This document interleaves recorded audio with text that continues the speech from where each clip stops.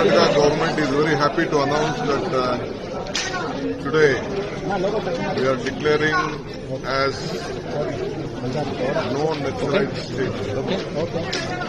I think with the hard efforts of our government and our police officers and a team which has been constituted by the government for the rehabilitation and for negotiation with those Naxalites. I think after the fallout there was a big serious attempt, and now they have come forward.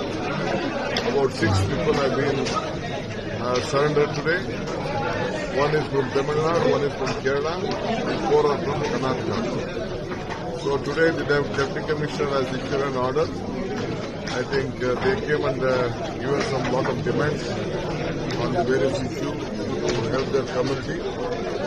Some the one youngster who is from Tamil Nadu is a BTech graduate. He is a BTech graduate. So I think all the 6 have been surrendered today. So we have to respect their